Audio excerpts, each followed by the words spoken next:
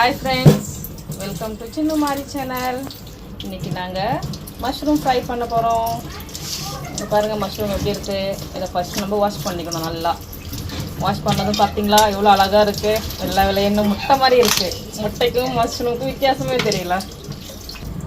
Step by step எப்படி செய்யுதுன்னு பார்க்கலாம். ஓகேவா? மஷ்ரூமை இப்படி நம்ம குட்டி குட்டியாக அரிஞ்சிக்கணும்.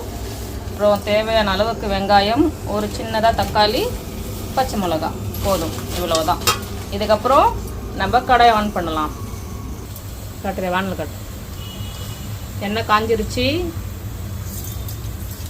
கொஞ்சம் கடுகு, சீரகம், அதுக்கப்புறம் நம்ம மிளகாய் போடலாம். மிளகாய் போட்ட உடனே கேஸ் ஸ்லோ பண்ணிக்கணும், இல்லைன்னா மேலே வெடிக்கும். ஸோ வெங்காயம் நல்லா நம்ம கோல்டன் ஃப்ரை வர வரைக்கும் நல்லா இதை ஃப்ரை பண்ணிக்கணும். கோல்டன் கலரில் வர வரைக்கும். அப்போ தான் நல்லாயிருக்கும் சாப்பிடுவோம். பாருங்கள், நல்லா கோல்டன் கலர் வந்துடுச்சு. நல்லா ஃப்ரை ஆகிடுச்சா. இதுக்கப்புறம் நம்ம தக்காளி போட்டுப்போம்.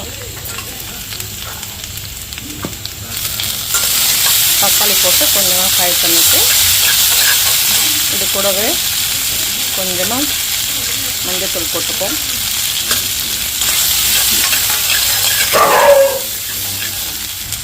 தக்காளி நல்லா ஃப்ரை ஆகிடுச்சு. மஷ்ரூம் போட்டுக்கலாம்.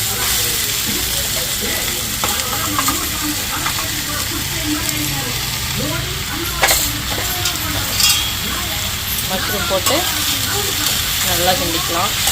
தேவையான அளவுக்கு உப்பு கொஞ்சம் பார்த்தே போடுவோம், ஏன்னா இது சுருங்கிடும். வதங்கின உடனே கொஞ்சமாகிடும்.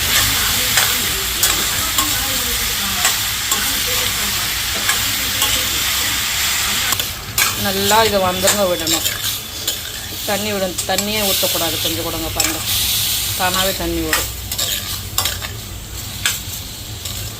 இந்த தண்ணிலாம் நல்லா சுண்டனதுக்கப்புறமா நம்ம மிளகுத்தூள் போட்டுக்கலாம்.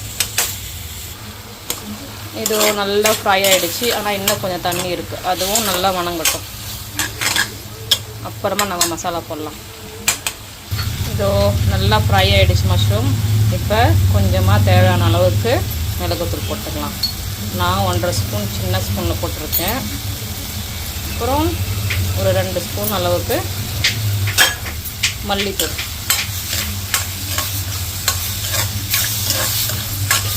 கொஞ்சம் இதுவும் நல்லா ஃப்ரை ஆகட்டும். மசாலா ஃப்ளேவர் வர வரைக்கும் ஃப்ரை பண்ணுங்கள். இது கூட கேப்சிகம் இருந்தால் நல்லாயிருக்கும். குடை மிளகாய் நான் சேர்த்துக்கல, இது கூட சேர்த்துக்கிட்டா இன்னும் நல்லா டேஸ்ட்டாக வரும்.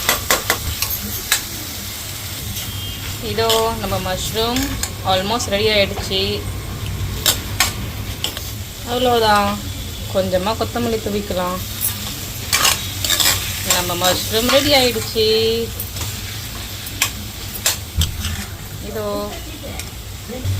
இதோ நம்ம மஷ்ரூம் குக் ஆகிடுச்சு. இது நடுவில் ஒரு புள்ள நம்மளை தொல்லை பண்ணிக்கிட்டே இருக்கு. என்னன்னு பார்க்கலாமா? இங்கே வாங்க. என்னாச்சு உனக்கு? ஏன் கதவு தட்டிகிட்டே இருக்க? உள்ள வெளியே பண்ணிகிட்டே இருக்க. பாருங்க, இப்போ உள்ளே வந்தால் உடனே வெளியே போகணுமா? ஆக மொத்தம் இவனுக்கு இதை சாத்தி வைக்கக்கூடாது, திறந்து வைக்கணும். நாங்கள் ஏதோ பண்ணுறோம் அப்படின்னு ஒரு நினப்பு. அப்படி தானே மாறி? நம்ம மஷ்ரூம் சுக்கா ரெடி. நான் அது கூட கிச்சடி செஞ்சுருக்கேன்.